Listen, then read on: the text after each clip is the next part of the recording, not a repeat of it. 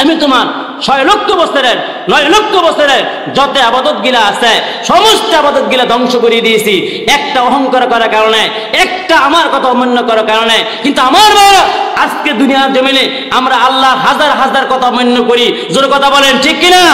আমি সকলকে আহ্বান করতে চাই, আপনার আমার সন্তানকে যদি কোরআনের শিক্ষায় শিক্ষিত করতে পারি, আপনার সন্তান দুনিয়াতে কখনো ভাতের অভাব করবে না, খাদ্যের অভাব করবে না, বস্ত্রের অভাব করবে না, চিকিৎসার করবে না, সম্পদের অভাব করবে না।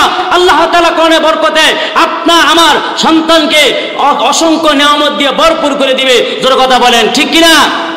কয়দিন আগে ছোটবেলা শুনছি মুরব্বীদের কাছে, আলেমদের কাছে মেয়ে বিয়ে দেয় নাই। কেন দেয় নাই? আলেমরা অল্প বেতন পায়, কিভাবে তারা চলবে, কিভাবে সংসার চালাইবে, কিভাবে উন্নতি করবে। আর এখন দেখেন 90% আলেমদের পিছনে হাজার হাজার টাকা ঘুরে। ও মুসলমান ইমানদার ভাইরা, একমাত্র কোরআনের বরকতের কারণে আপনার সন্তানকে যদি সেইভাবে মানুষ গড়ে তুলতে পারেন, আপনার সন্তান অবশ্যই অবশ্যই সব কিছু আল্লাহ তাআলা আপনার সন্তানকে দিয়ে দিবে। কিন্তু আমরা আজকে কোরআনের শিক্ষায় শিক্ষিত করতে চাই না। ডক্টর মিজানুর রহমান আজহারি, আল্লামা মামুনুল হক সাহেব, এই ধরনের আলেমদের দিকে তাকান। তারা কি গরিব? তারা কি মিসকিন? না, তাদের দাম, তাদের শান, তাদের মর্তবা কিয়ামত পর্যন্ত থাকবে। জোরে কথা বলেন ঠিক কিনা? কিন্তু একজন এমপি, মন্ত্রী, ডিসি, ম্যাজিস্ট্রেট, উকিল মারা গেলে তার কোনো অস্তিত্ব থাকে না। কিন্তু আমার ভাইয়েরা, আমি বলি না, আমি না করি না, আপনার সন্তানকে উকিল, ম্যাজিস্ট্রেট না মানান, কিন্তু প্রাথমিকভাবে আপনার আমার সন্তানদেরকে কোরআনের শিক্ষায় শিক্ষিত করতে হবে। নবীজি বললেন, তালাবুল ইলমি ফারিদাতুন আলা কুল্লি মুসলিম, প্রত্যেক মুসলমান নর এবং নারীর জন্য দ্বীনের ইলম শিক্ষা করা ফরজ। জোরে কথা বলেন ঠিক কিনা? আপনার আমার সন্তানদের কোরআনের শিক্ষায় শিক্ষিত করি, এটা কি লাভ হবে না লস হবে? জোরে কথা বলেন।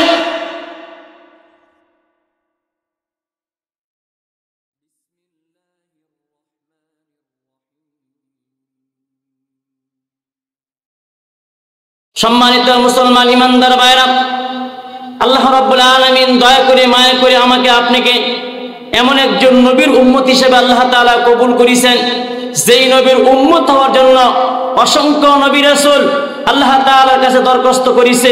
কিন্তু আমি আপনি আল্লাহর কাছে দরখাস্ত করি নাই। আল্লাহ তাআলা পছন্দ করে, মায়া করে, দয়া করে আমাকে আপনাকে আখিরি জামানার নবীর উম্মত বানাইছেন। এই জন্য আমরা খুশি না বেজার? জোরে কথা বলেন, খুশি না বেজার? যদি খুশি হয়ে থাকেন, এই মাদ্রাসা হলো আপনাদের মহিষাদী নুরিয়া জামিয়া হাফিজিয়া মাদ্রাসা। জোরে কথা বলেন ঠিক কিনা? সম্মানিত মুসলমান ইমানদার ভাইরা, এই মহিষাদী মুরব্বী বাবারা আজকের এই প্রতিষ্ঠানকে তারা সাজাই গেছেন।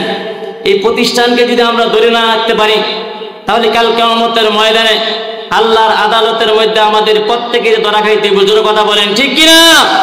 সম্মানিত মুসলমান ইমানদার ভাইরা, নবী করিম সাল্লাল্লাহু আলাইহি ওয়াসাল্লাম বলেছেন, যেই সমাজের মধ্যে আল্লাহর কোরআনের আমল চালু থাকবে, দ্বীনি প্রতিষ্ঠান চালু থাকবে, ওই সমাজের মধ্যে অসংখ্য ফেরেশতারা আল্লাহর পক্ষ থেকে ওই সমাজের মধ্যে রহমত নাজিল করবে। সকলে জোরে সোরে বলেন সুবহানাল্লাহ। তাহলে এই দ্বীনি প্রতিষ্ঠানকে টিকিয়ে রাখা আমাদের দরকার আছে কিনা? জোরে কথা বলেন। কয়েকটির মাধ্যমে এই দ্বীনি প্রতিষ্ঠানকে টিকে রাখা যায়। আজকে যে কমিটি বিন্দু সমাজবাসীরা আপনারা আজকে 2 দিন ব্যাপী ইসলামী মহাসম্মেলন দিয়েছেন, উন্নীত কল্পে মাহফিল দিয়েছেন। শুধু মাহফিল দিলে চলবে না, এখানে যারা কালেকশন করবে ওই মাহফিলের মধ্যে আমরা মহিষাদীবাসী সকলে সর্বোচ্চভাবে সাধ্য অনুযায়ী আল্লাহ রাস্তা দান করতে হবে। জোর কথা বলেন ঠিক কিনা? মাদ্রাসা যদি ডেভেলপ হয়, আস্তে আস্তে করে দেখবেন মাদ্রাসার শিক্ষা ব্যবস্থা, মাদ্রাসার সব কিছু ডেভেলপ হয়ে যাবে। জোর কথা বলেন ঠিক কিনা? আমি আপনাদের সম্মুখে মহাগ্রন্থ কোরআন থেকে সূরাতুল আলাকে 1 থেকে 5 নম্বর আয়াত তেলাওয়াত করেছি। অসংখ্য রাসূলের হাদিস থেকে 70 হাদিস তেলাওয়াত করেছি।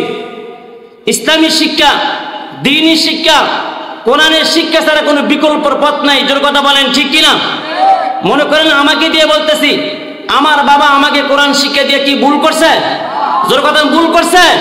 আপনাদের দোয়া, এই যে আমার মিডিয়া বিভিন্ন জায়গায় যায়, আবার মিডিয়াও ছাড়া অনেক জায়গায় আমি চলে যাই, এটা আপনাদের দোয়া এবং এই দ্বীনি ইলম শিক্ষা আমাকে দেওয়ার কারণে আজকে এই সম্মানের ইজ্জত। জোর কথা বলেন ঠিক কিনা? সম্মানিত মুসলমান ইমানদার ভাইরা, এই মহিষাদী নুরিয়া হাফিজিয়া মাদ্রাসা ছাত্র আমি, আমার ছেলেও ছাত্র। তাহলে প্রাথমিকভাবে আমাদের যে ছেলেরা আছে ওই ছেলেদেরকে প্রাথমিকভাবে এই নুরিয়া মহিষাদী হাফিজিয়া মাদ্রাসায় শিক্ষা আগে অর্জন করতে হবে, তারপরে অনেক দূরে গিয়ে শিক্ষা অর্জন করতে হবে। জোরে কথা বলেন ঠিক কিনা? যদি আপনাদের সন্তানদেরকে এই মাদ্রাসায় না দেন তাহলে কিভাবে এই মাদ্রাসা চলবে? মুসলমান ইমানদার ভাইরা, কয়েকটা জিনিসের মাধ্যমে দিনই প্রতিষ্ঠানগুলো চলে। এক হলো আর্থিক সহযোগিতা, টাকা পয়সা। 2 হলো বাসস্থান। 3 হলো ছাত্র এবং ওস্তাদ যদি না থাকে তাহলে এই প্রতিষ্ঠান সৌন্দর্য দেখা যায় না। এখানে টাকা আছে কিন্তু আমার বাইরে প্রতিষ্ঠান নাই, এখানে প্রতিষ্ঠান আছে এখানে শিক্ষকও নাই, ছাত্রও নাই, তাহলে মাদ্রাসার সৌন্দর্য বাড়বে না, শিক্ষা গ্রহণ হবে না। জোর কথা বলেন ঠিক কিনা? তাহলে আজকের আলোচনা থেকে শিক্ষা নিতে হবে। যাদের আমাদের ছেলে সন্তান আছে, ছোট্ট বাচ্চারা আছে, আমরা প্রাথমিকভাবে এই মহিষাদী নুরিয়া হাফিজিয়া মাদ্রাসা আগে আমরা শিক্ষা গ্রহণ করব। জোর কথা বলেন ঠিক কিনা? জোর কথা বলেন ঠিক কিনা? সকলে রাজি আছেন তো ইনশাল্লাহ? মনে করেন আমাদের মহিষাদীতে একটি প্রাথমিক বিদ্যালয় আছে।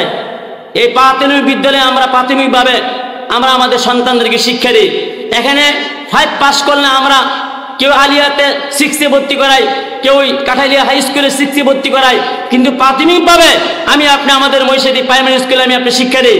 কিন্তু প্রাথমিকভাবে বলতে চাই, এই মহিষাদী নুরিয়া হাফিজিয়া মাদ্রাসা আপনি শিক্ষা দেন, শিক্ষা দিলে আপনার ছেলে যদি আপনি উচ্চ পদে উঠাতে চান তাহলে অন্য একটা মাদ্রাসায় ভর্তি করেন, দেখবেন আপনার সন্তান লেখাপড়া পিছিয়ে থাকবে না। কারণ এখানে যদি প্রাথমিক শিক্ষা দেন তাহলে শিক্ষা দিলে আপনার সন্তান ভবিষ্যতে একজন আলেম হতে পারবে। জোর কথা বলেন ঠিক কিনা?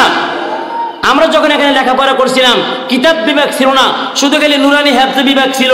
আমি এখান থেকে 15 হাফিজি শেষ করে আবার অন্য মাদ্রাসায় গিয়ে হাফেজ হয়েছিলাম। সম্মানিত মুসলমান ইমানদার বারা, আমি কয়েকটা মাদ্রাসায় গিয়ে ডিগ্রি অর্জন করেছি। কিন্তু আমার ভাই প্রাথমিকভাবে আমি আমার এলাকার মাদ্রাসা আমি শিক্ষা অর্জন করেছি।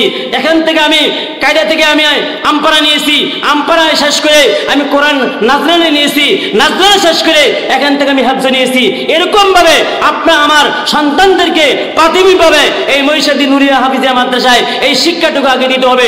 তারপরে আপনার সন্তানকে দাওরা ফাস বানাবেন, আপনার সন্তানকে মুহাদ্দিস বানাবেন, আপনার সন্তানকে মুফতি বানাবেন। আপনি যান আর উচ্চ পর্যায়ে মাদ্রাসায় চলে যান, দেখবেন আপনার সন্তান ভবিষ্যতে উন্নতির দিকে যাবে। জোর কথা বলেন ঠিক কিনা? সম্মানিত মুসলমান ইমানদার ভাই, আসমানি গ্রন্থ কোরআন, যেই কোরআন লাহে মাহফুজে আল্লাহ রাব্বুল আলামিন সংগৃহীত করে রেখেছেন, সেখান থেকে আমার আপনার নবীর উপরে আল্লাহ তাআলা জিবরাইলের মাধ্যমে আয়াতুন, এক একটা আয়াত, সূরাতুন, এক একটা সূরা জিবরাইলের মাধ্যমে আমার আপনার নবীর উপরে নাযিল করেছেন। সকলে জোরে সোরে বলেন সুবহানাল্লাহ। সূরাতুল আলাক 5টা আয়াত আমার আপনার নবীর উপরে আল্লাহ তাআলা নাজিল করলেন। শুধু নাজিলই করলেন না, জিবরাইলের মাধ্যমে আমার আপনার নবীকে শিক্ষা দিলেন। কি শিক্ষা দিলেন? ইকরা বিসমি রাব্বিকাল্লাযী খলাক। হে মুহাম্মদ, তুমি পড়ো তোমার রবের নামে যিনি সৃষ্টি করেছেন। আল্লাহ তাআলা জানাই দিলেন, ও জিবরাইল, আমার নবীকে আয়াতটা পড়ে জানাইয়া দাও। আমার নবী যেন আয়াতটা পড়ে এবং আমি যাকে সৃষ্টি করেছি সে যেন আমার আয়াত তেলাওয়াত করে। তাহলে আমার ভাইরা, দুনিয়ার কোনো মানুষ দিয়া, কোনো ব্যক্তি দিয়া আমার নবী কোরআন শিক্ষা দেয় নাই। জিবরাইলের মাধ্যমে আল্লাহ তাআলা আমার আপনার নবী কোরআন শিক্ষা দিয়েছেন। শুধু তাই না, খলাকাল ইনসানা মিন আলাক। আল্লাহ তাআলা বলেন, বান্দারে, আমি তোমাদেরকে জমাট রক্ত থেকে সৃষ্টি করেছি। জোরে কথা বল ঠিক কিনা? জমাট রক্ত থেকে আমার ভাইরা, এক ফোঁটা নাবাক পানি থেকে সেখানে আল্লাহ তাআলা জমাট রক্তকে পরিণত করে দিয়েছেন। সেখান থেকে আস্তে আস্তে করে বড় করে মার রেহেমের ভিতরে আমি ছিলাম। যখন 9.5 মাস, 10.5 মাস হয়ে গেল, তখন আল্লাহ তাআলা মনস্থ করলেন, তুমি তোমার মার পেটের ভিতরে থাকতে পারবে না, অতি শীঘ্রই তোমার মার পেটের থেকে আমি আল্লাহ তাআলা বের করে তোমাকে দুনিয়ার জমিনে নিয়ে যাইব। সকলে জোরে সোরে বলেন সুবহানাল্লাহ। আল্লাহ রাব্বুল আলামিন বলেন, বান্দারে, দুনিয়ার জমিনে তুমি এখন কিভাবে নাফরমানি করতেছ? আমার কোরআনের বিদ্যা আইন পাশ করতেছ, আমার কোরআনের মাদ্রাসা গিলে বন্ধ করে দিতেছ, আমার কোরআনের বিরুদ্ধে তুমি 140 ধারা জারি করতেছ। সুতরাং তোমাদের প্রত্যেকের অবশ্যই কাল কিয়ামতের ময়দানে আমি আল্লাহ রাব্বুল আলামিনের আদালতের মধ্যে তোমাদের বিচার দায়ের হবে, তোমাদের কাঠগড়ায় দাঁড়াইতে হবে। সূরাতুত তাহা 23 এবং 24 নম্বর আয়াতে আল্লাহ তাআলা বলেন, ওয়া মান আরাদা আন যিকরি ফাইন্না লাহু মাঈশাতান দানকা ওয়া নাহশুরুহু ইয়াওমাল কিয়ামাতি আমা। আল্লাহ রাব্বুল আলামিন বলেন, যারা দুনিয়ার জমিনে আমার জিকির এবং ওয়াজ নসিহত থেকে বিমুখ হবে, আমি আল্লাহ তাআলা তাদের জীবনকে সংকীর্ণ করে দিব। বলেন নাউযুবিল্লাহ। শুধু তাই না, ইয়াউমুল কিয়ামাতি আমা, কাল কিয়ামতের ময়দানে ওই সমস্ত নাফরমান বান্দা বান্দিকে আল্লাহ তাআলা অন্ধ করে উঠাইবেন। যখন অন্ধ করে উঠানো হবে তখন আল্লাহ তাআলা কাছে নাফরমান বান্দারা বলবে, ক্বালা রাব্বি লিমা হাশারতানি আমা ওয়াকাদ কুনতু বাসীরা। আয় আল্লাহ তাআলা, আমি দুনিয়াতে চক্ষুমান ছিলাম, আমি আসমান দেখছি, জমিন দেখছি, পাহাড় পর্বত দেখছি, ছেলে সন্তান দেখছি, সবকিছু দেখেছি, কিন্তু আজকে হাসরের ময়দানে আমি কিছুই দেখতে পাচ্ছি না। আমাকে অন্ধ করে কেন উঠাইলেন? আমার আল্লাহ তাআলা জানাইলেন, ও নাফরমান বান্দা, ক্বালা কাযালিকা আতাকা আয়াতুনা, তোমাদের সামনে আলেম উলামারা, পীর মাশায়েখেরা, ইসলামের দার্শনিকেরা, ইসলামের বীরত্বরা তোমাদের সম্মুখে আমার কোরআনের আয়াতগুলো শুনে তেলাওয়াত করে শোনাইছিল, আমার কোরআনের আলোচনাগুলো তোমাদের সম্মুখে শোনাইছিল। তোমরা পাশ দিয়ে চলে গিয়েছিলা, শুনতে চাও নাই, আসতে চাও নাই, বসতে চাও নাই। যেইভাবে আমি আল্লাহ তাআলা কোরআনকে তোমরা দুনিয়ার জমিনে ভুলে গেছো, আজকে হাসরের ময়দানে ওয়া কাযালিকাল ইয়াউমা তুনসা, আমি আল্লাহ তাআলা তোমাদেরকে ভুলে গেলাম। বলেন নাউযুবিল্লাহ। হাসরের ময়দানে যদি আল্লাহ তাআলা আমাকে আপনাকে ভুলে যায়, তাহলে আমার আপনার কোনো উপায় থাকবে? উপায় থাকবে না। ও মুসলমান ইমানদার ভাইরা, কাদেরকে ভুলে যাবেন? যারা জিকির ওয়াজ নসিহত থেকে বিমুখ হয়ে ঘোরাফেরা করবে, ভালো লাগে না, বসতে চায় না, আলোচনা ভালো লাগে না, কোরআনের আলোচনা ভালো লাগে না, তারা আসেও না, বসেও না, অন্যদিকে চলে যায়। আল্লাহ বলেন, আমিও হাসরের ময়দানে তোমাদেরকে অন্ধ করে উঠাইব এবং আমি আল্লাহ তাআলা তোমাদেরকে ভুলে যাইব। সকলে জোরে সোরে নাউযুবিল্লাহ মিন যালিক। কমিটি বিন্দু, মাদ্রাসার মুহতামিম সকলে মিলে এমন একটা সুন্দর পরিবেশ করছেন, আমরা খুশি না বেজার? জোরে কথা বলেন। এই পরিবেশ থাকার পরও আজকে আমরা অনেকেই মাহফিলে আসি না। মেলায় দেখলাম অনেক মানুষ মেলার ভিতরে আছে। জোরে কথা বলেন, ঠিক কিনা? সম্মানিত মুসলমান ইমানদার ভাইরা, আমি আপনাদের সম্মুখে কোরআন কেন শিখবেন, কোরআন কেন আমার আপনার শিখা দরকার, কিন্তু আল্লাহ নবী সাল্লাল্লাহু আলাইহি ওয়াসাল্লাম হাদিস শরীফে স্পষ্ট করে জানাই দিয়েছেন, তলাবুল ইলমি ফারিদাতুন আলা কুল্লি মুসলিম, প্রত্যেক মুসলমান এবং নারীর জন্য দ্বীনে ইলম শিক্ষা করা ফরজ। সকলে জোরে সোরে বলেন সুবহানাল্লাহ। কিন্তু আমার ভাইরা, আজকে আমি আপনি আমাদের সন্তানদেরকে কোরআনের শিক্ষা দেই না। আমি যদি এখানে আপনাদেরকে বলি, কে আছেন আল্লাহর কালাম সহি শুদ্ধভাবে তেলাওয়াত করতে পারবেন? অনেকেই পারবেন, আবার অনেকেই পারবেন না। আপনি মহিষাদী গ্রাম গিয়ে হাইটে দেখেন, কয়জন মানুষ আল্লাহর কালাম শুদ্ধ করে তেলাওয়াত করতে পারে? তেলাওয়াত করতে পারে না। কোনো মতে আমি আপনি প্রত্যেকটা মসজিদের মুক্তবের মধ্যে আমাদের সন্তানদেরকে পাঠাই, কিন্তু আমার ভাইরা সেখানে শুদ্ধভাবে কোরআন শিক্ষা দেয় না। কিন্তু আমার ভাইরা মহিষাদী নুরিয়া হাফিজে মাদ্রাসায় আমরা দেখতে পাই আল্লাহর কালাম সহি শুদ্ধভাবে কোরআন শিক্ষা দেয়।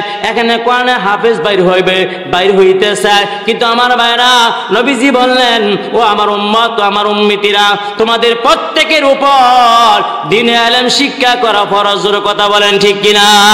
দ্বীনে ইলম শিক্ষা করা ফরজ।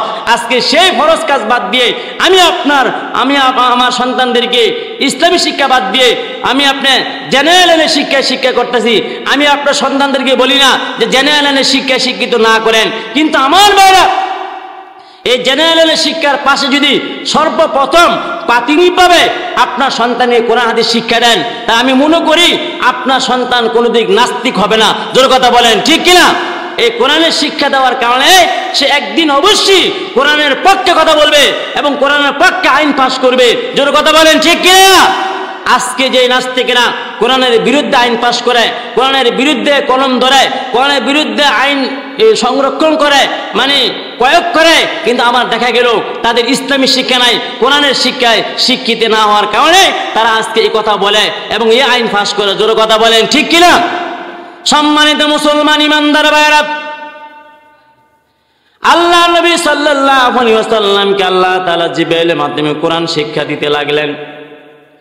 নবীজি প্রথম ভয় পেয়ে গেলেন, বিতস্ত হয়ে গেলেন। আল্লাহ তাআলা বললেন, ও জিবরাইল আমার নবীকে বলো নবী যেন ভয় না পায়, নবী যেন বিতস্ত না হয়। শিখতে হবে। ইকরা বিসমি রাব্বিকাল্লাযী খলাক, হে নবী আপনি পড়ুন আপনার রবের নামে যিনি আপনাকে সৃষ্টি করেছে। খলাকাল ইনসানা মিন আলাক, যিনি মানুষকে সৃষ্টি করেছেন জমাট রক্ত থেকে। আমার ভাইয়েরা, ইকরা রাব্বুকাল আকরাম, হে নবী আপনি পড়ুন এবং জেনে রাখুন আল্লাহ তাআলা বড় মেহেরবান। সম্মানিত মুসলমান ইমানদার ভাইয়েরা, তাহলে আমার আপনার নবী জিবরাইলের মাধ্যমে কোরআন শিখলেন, কোরআন জানলেন। আমার আপনার নবীও জানতেন না, আল্লাহ জিবরাইলের মাধ্যমে জানাইছে। সেই কোরআন 1450 বছর সেই কোরআন আমার আপনার নবীর উপরে নাজিল হয়েছে। এই কোরআন এখনো আছে, কিয়ামত পর্যন্ত থাকবে। এই কোরআন যদি আমি আপনি আমার সন্তানদেরকে শিক্ষা না দেই, তাহলে কাল কিয়ামতের ময়দানে আল্লাহর আদালতের মধ্যে আমার আপনার প্রত্যেকে দাঁড়াইতে হইবে। জোরে কথা বলেন ঠিক কিনা? লা ইলাহা ইল্লাল্লাহ, লা ইলাহা ইল্লাল্লাহ, লা ইলাহা ইল্লাল্লাহ, লা ইলাহা ইল্লাল্লাহ। আল্লাহ রাব্বুল আলামিন বলেন, আল্লাযী আল্লামা বিল কলম, যিনি মানুষকে কলম দ্বারা জ্ঞান শিক্ষা দিয়েছেন।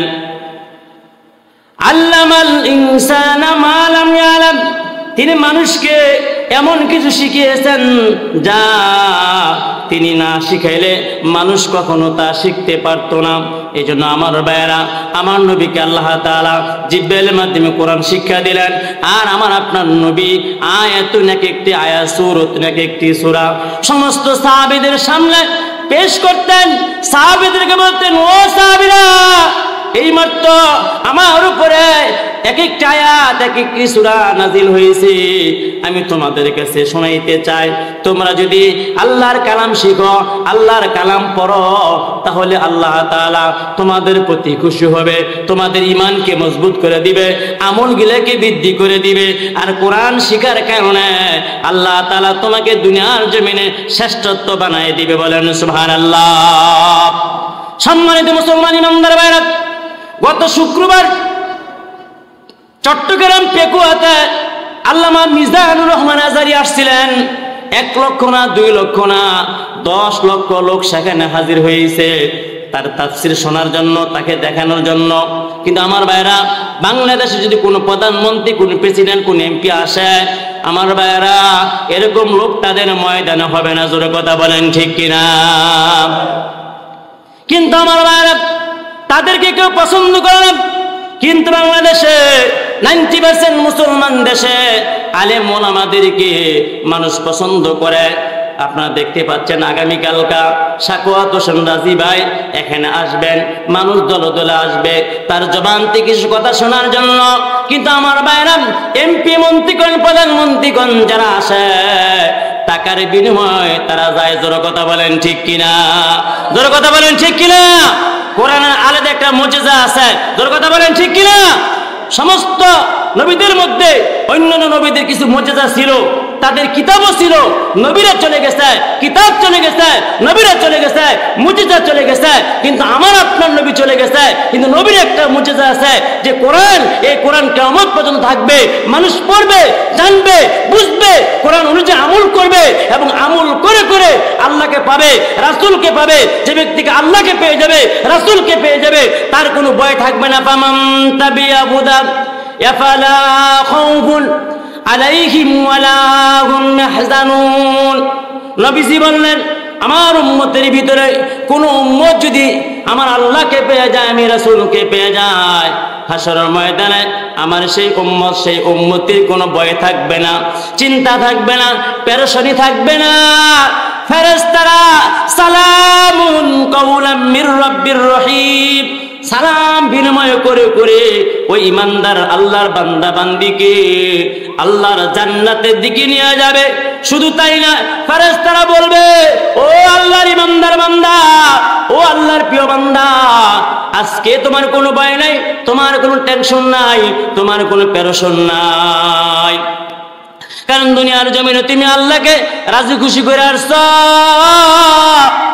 নবীকে রাজি খুশি করে আসছো, ঈমান নিয়ে মৃত্যুবরণ করছো। আজকে আমরা ফেরেশতারা তোমার চতুর্দিক দিয়ে আছি, তোমার কোনো ভয় নাই, তোমার কোনো টেনশন নাই, তোমার কোনো পেরেশান নাই। এইভাবে ইমানদার আত্মাটা আল্লাহর জান্নাতে পৌঁছায় দিবে। সকলে জোরে সোরে বলেন সুবহানাল্লাহ। যেই জ্ঞান, এই জ্ঞান আমরা কখনো কেউ জানি নাই, কে শিখি নাই। হযরত আদম আলাইহিস সালামকে আল্লাহ তাআলা কিছু শিক্ষা দিয়েছিলেন। আদম আলাইহিস সালামও কিছু জানতেন না, বুঝতেন না, আল্লাহ শিখিয়েছেন এই গাছের নাম কি, সেই গাছের নাম কি, এই ফলের নাম কি, সব শিক্ষা দিয়েছেন।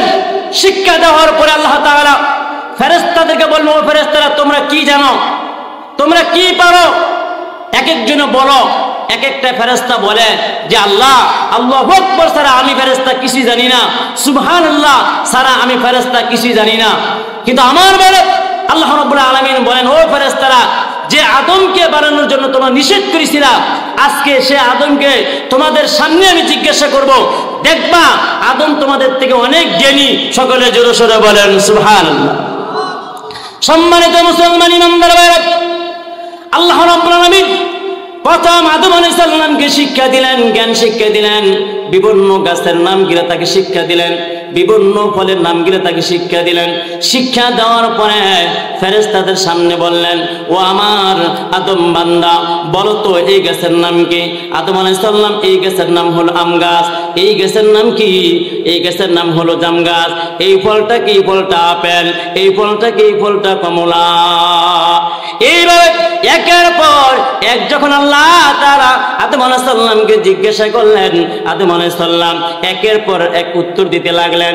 আর ফেরেশতাদেরকে বলতে লাগলেন, ও ফেরেশতারা বলো, তোমরা শ্রেষ্ঠ নাকি আমার আদম শ্রেষ্ঠ? সকলে জোরে সোরে বলেন সুবহানাল্লাহ। সম্মানিত মুসলমান ইমানদার ভাইরা, ফেরেশতারা বললেন, আয় আল্লাহ তাআলা, আপনার আদম বান্দা শ্রেষ্ঠ, তাহলে আমার আদম বান্দা যদি শ্রেষ্ঠ হয়ে থাকে, তাহলে আমার আদম বান্দাকে তোমরা সিজদা করো। কিন্তু আমার ভাইরা, সমস্ত ফেরেশতারা সিজদা করলো, কিন্তু একজন ফেরেশতা, ওই ফেরেশতার নাম হলো আযাজিল, ইবলিস ফেরেশতা, ওই ফেরেশতা সিজদা করলেন না। সে বলল, আগুন কখনো মাটির কাছে মাথা নত করে না, আগুন থাকে উপরে আর মাটি থাকে নিচে। মাটির কাছে কখনো আগুন মাথা নত করে না, আমি কখনো আদমকে সিজদা করব না। কিন্তু আমার ভাইরা, সমস্ত ফেরেশতারা সিজদা করলেন, আদম আলাইহিস সালাম সিজদা করতে পারলেন না, সিজদা করলেন না। বিভিন্নভাবে বিভিন্ন কৌশলের মাধ্যমে আল্লাহ তাআলা চেয়েছেন আদম আলাইহিস সালামকে সিজদা করার জন্য, কিন্তু শয়তান তো শয়তান আদম আলাইহিস সালামকে সিজদা করলেন না। না সিজদা করার কারণে আল্লাহ তাআলা বলে দিলেন, ও ইবলিস, ইবলিস, তোমার আমার জান্নাতের মধ্যে থাকার কোনো অধিকার নাই। আমি তোমার 6 লক্ষ বছরের 9 লক্ষ বছরের যত আবাদত গিলা আছে, সমস্ত আবাদত গিলা ধ্বংস করে দিয়েছি একটা অহংকার করার কারণে, একটা আমার কথা অমান্য করার কারণে। কিন্তু আমার বাবা, আজকে দুনিয়ার জমিনে আমরা আল্লাহর হাজার হাজার কথা অমান্য করি। জোর কথা বলেন, ঠিক কিনা? আমি সকলকে আহ্বান করতে চাই, আপনার আমার সন্তানকে যদি কোরআনের শিক্ষায় শিক্ষিত করতে পারি, আপনার সন্তান দুনিয়াতে কখনো বাতের অভাব করবে না, খাদ্যের অভাব করবে না, বস্ত্রের অভাব করবে না, চিকিৎসার অভাব করবে না, সম্পদের অভাব করবে না। আল্লাহ তাআলা কোরআনের বরকতে আপনার আমার সন্তানকে অসংখ্য নিয়ামত দিয়ে ভরপুর করে দিবে। জোর কথা বলেন, ঠিক কিনা? কয়দিন আগে ছোটবেলা শুনছি মুরব্বীদের কাছে, আলেমদের কাছে মেয়ে বিয়ে দেয় নাই। কেন দেয় নাই? আলেমরা অল্প বেতন পায়, কিভাবে তারা চলবে, কিভাবে সংসার চালাইবে, কিভাবে উন্নতি করবে। আর এখন দেখেন 90% আলেমদের পিছনে হাজার হাজার টাকা ঘুরে। ও মুসলমান ইমানদার ভাইরা, একমাত্র কোরআনে বরকতের কারণে আপনার সন্তানকে যদি সেইভাবে মানুষ গড়ে তুলতে পারেন, আপনার সন্তান অবশ্যই অবশ্যই সব কিছু আল্লাহ তাআলা আপনার সন্তানকে দিয়ে দিবে। কিন্তু আমরা আজকে কোরআনের শিক্ষায় শিক্ষিত করতে চাই না। ডক্টর মিজানুর রহমান আজহারি, আল্লামা মামুনুল হক সাহেব, এই ধরনের আলেমদের দিকে তাকান। তারা কি গরিব? তারা কি মিসকিন? না, তাদের দাম, তাদের শান, তাদের মর্তবা কিয়ামত পর্যন্ত থাকবে। জোরে কথা বলেন ঠিক কিনা? কিন্তু একজন এমপি, মন্ত্রী, ডিসি, ম্যাজিস্ট্রেট, উকিল মারা গেলে তার কোনো অস্তিত্ব থাকে না। কিন্তু আমার ভাইয়েরা, আমি বলি না, আমি না করি না আপনার সন্তানকে উকিল, ম্যাজিস্ট্রেট না মানান, কিন্তু প্রাথমিকভাবে আপনার আমার সন্তানদেরকে কোরআনের শিক্ষায় শিক্ষিত করতে হবে। নবীজি বললেন, তালাবুল ইলমি ফারিদাতুন আলা কুল্লি মুসলিম, প্রত্যেক মুসলমান নর এবং নারীর জন্য দ্বীনের ইলম শিক্ষা করা ফরজ। জোরে কথা বলেন ঠিক কিনা? আপনার আমার সন্তানদের কোরআনের শিক্ষায় শিক্ষিত করি, এটা কি লাভ হবে না লস হবে? জোরে কথা বলেন।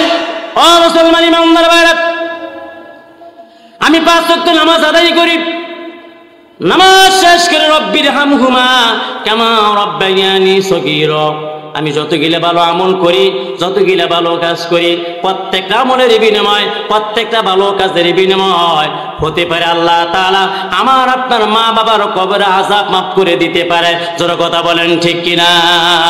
নবীজি বললেন, কোন আমার উম্মত, কোন আমার উম্মতি আব্বা আম্মার জন্য যখন দোয়া করে, দোয়া করার পরে এই দোয়া আল্লাহ তাআলা খালি হাতে ফিরান না। আল্লাহ তাআলা সন্তানের দোয়া আল্লাহ দরবারে কবুল করেন। সকলে জোরে সোরে বলেন সুবহানাল্লাহ।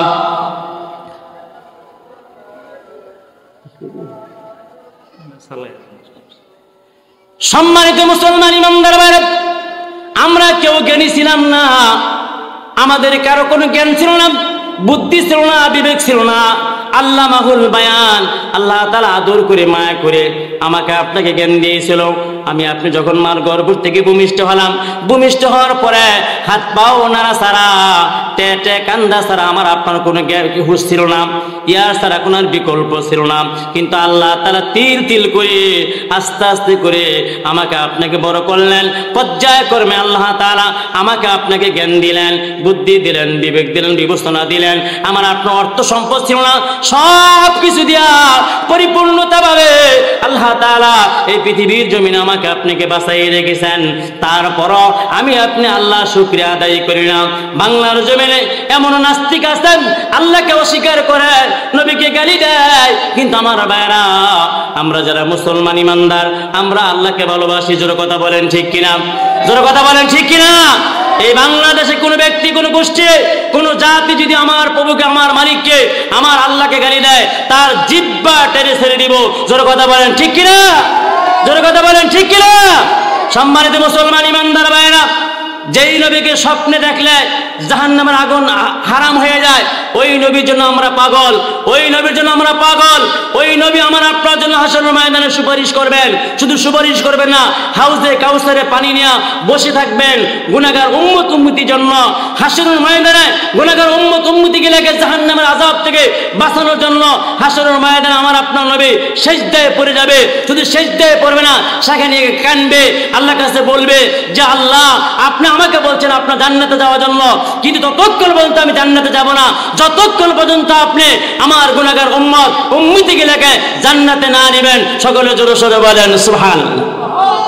নবীজি হাসরের ময়দানে এমন একটা দৌড় দিবেন, ডান দিকে যাবেন, বাম দিকে যাবেন, পূব দিকে যাবেন, পশ্চিম দিকে যাবেন, চতুর্দিকে যাবেন, দেখবেন গুনাহগার উম্মত উম্মতিগুলো জাহান্নামে যায় কিনা। আমার ভাইরা, শেষ পর্যায়ে আমার আপনার নবী হাসরের মাঝখানে এমন একটা সিজদা দিবেন, সিজদা থেকে মাথা উত্তোলন করবেন না। আল্লাহ তাআলা দেখতেছেন, আল্লাহ তাআলা জানতেছেন। রব্বুল আলামিন আমার আপনার নবীকে ডাক দিয়ে বলবে, ও আমার নবী, ও আমার প্রিয় হাবিব, আপনি আজকে হাসরের ময়দানও কাঁদবেন তা হতে পারে না। আপনি আমার দ্বীনকে প্রচার করার জন্য, এই ইসলামকে, কোরআনকে আমার জমিনে বাস্তবায়ন করার জন্য তাইফের ময়দানে আপনি যে মার খেয়েছেন, উহুদের যুদ্ধে আপনি রক্ত ঝরাইছেন, খন্দকের যুদ্ধে আপনি রক্ত ঝরাইছেন, অন্য যুদ্ধে আপনি রক্ত ঝরাইছেন। আমি চাই না এই হাসরের ময়দানে আপনি কানবেন। আমি আপনাকে ভালোবাসি হাবিবুল্লাহ, আপনি আমার বন্ধু, আমি আপনার বন্ধু। আজকে আপনি কানবেন তা হতে পারে না। আজকে মাথা উত্তোলন করেন, আপনি যা চাইবেন আজকে আমি আপনার তাই পূরণ করব। বলেন সুবহানাল্লাহ। মুসলমান ইমানদার বারাত, নবীজি কি চাইবেন? ইয়া হাবিলি ইয়া উম্মতি, ইয়া হাবিলি ইয়া উম্মতি। আল্লাহ আমার গুনাহগার উম্মত উম্মতকে আজকে জাহান্নামের আগুন থেকে বাঁচান, জাহান্নামের আযাব থেকে বাঁচান। এটি আমার বড় চাওয়া। আল্লাহ বলবেন, হে রাসূল মাথা উত্তোলন করেন, আপনার সব চাওয়া আজকে পূরণ করা হবে। আপনি যা বলবেন চাই আদায় করা হবে, আপনি যা বলবেন তাই রাখা হবে। কিন্তু আমার ভাইরা, শেষ পর্যন্ত ওই গুনাহগার উম্মত উম্মতিগুলোকে নিয়া আমার আপনার নবী আল্লাহর জান্নাতে প্রবেশ করবে। বলেন সুবহানাল্লাহ। ওই নবীর মাদ্রাসা, ওই কোরআনের মাদ্রাসা, ওই হাদিসের মাদ্রাসা যদি আমি আপনি আঁকড়িয়ে না ধরি, তাহলে কাল কিয়ামতের ময়দানে আমার আপনার পক্ষে নবীজি কথা বলবেন না, আমার আপনার পক্ষে নবীজি সুপারিশ করবেন না। জোর কথা বলেন ঠিক কিনা? আমার আলোচনা শেষ পর্যায়ে আর মাত্র 2 মিনিট আমি কথা বলতে চাই। আমরা সকলে কি রাজি আছি? অর্থ, টাকা, পয়সা, শ্রম, জ্ঞান, বুদ্ধি, ছেলে সন্তান সব কিছু দিয়ে আমরা এই মহিষাদী নুরিয়া হাফিজা মাদ্রাসাকে আরো উন্নতি করতে চাই, ডেভেলপ করতে চাই, শিক্ষার মান আরো বাড়াইতে চাই। সকলে রাজি আছেন তো ইনশাল্লাহ? জোর কথা বলে সকলে রাজি আছেন তো ইনশাল্লাহ? দেখবেন এই মহিষাদী গ্রামে কোনো অর্থ সম্পদের কোনো অভাব থাকবে না। এমন এক পর্যায়ে ছিল জানাজার নামাজ আদায় করার জন্য লোক পাওয়া গেছে না।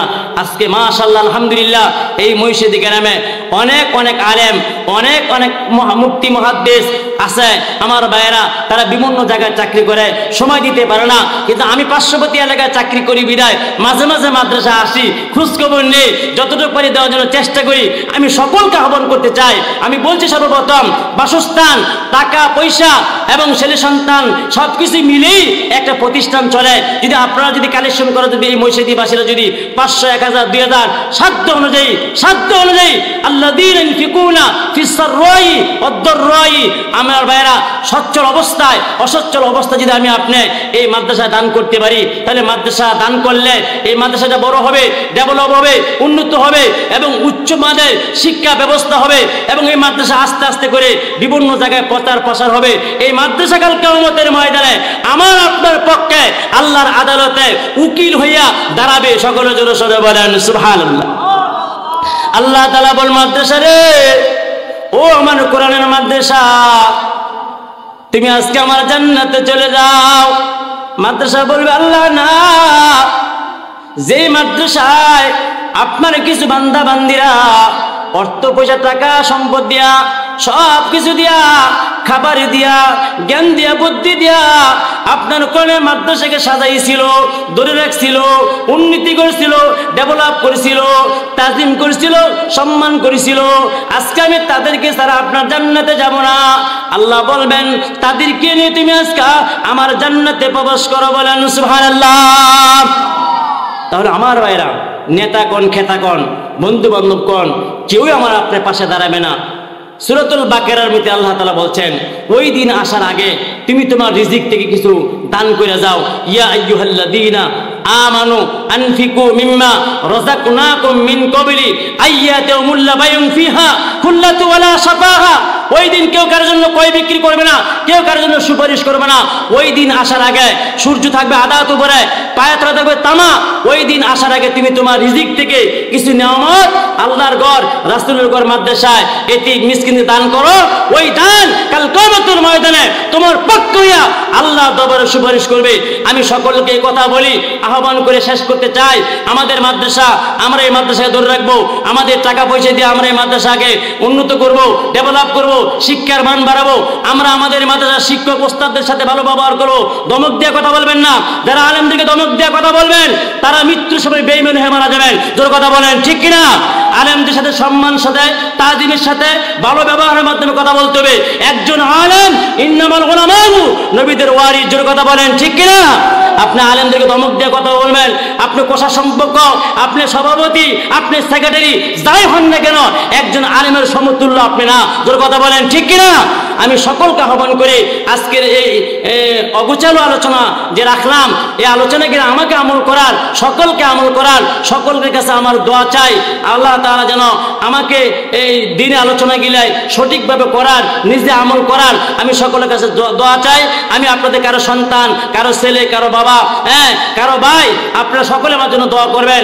আমার অনেকগুলো প্রোগ্রাম আছে, এটা আপনাদের দোয়ার বরকত, এটা একটা মহিষাদীর ঐতিহ্য, এটা মহিষাদীর সুনাম। আপনারা ইউটিউবে চার্জ দিলেই আমার বিভিন্ন আলোচনা পাইবেন। আজকে সময়ের কারণে আমি আলোচনা একেবারে গুছালো করতে পারি নাই। আমি 1 ঘন্টা 1.5 ঘন্টা আলোচনা করে থাকি। আল্লাহ তাআলা যেন আমাকে সুস্থ রাখে, আমার হায়াত আল্লাহ তাআলা বাড়ায় দেয়। আমিও আপনাদের দোয়া করি আল্লাহ তাআলা আপনাদের সুস্থ রাখুক, আপনাদের হায়াত বাড়া দেক। এই কথা বলি আমি আমার সংক্ষিপ্ত আকারে বক্তব্য এখানে শেষ করলাম। আসসালামু আলাইকুম ওয়া রাহমাতুল্লাহি ওয়া বারাকাতুহু।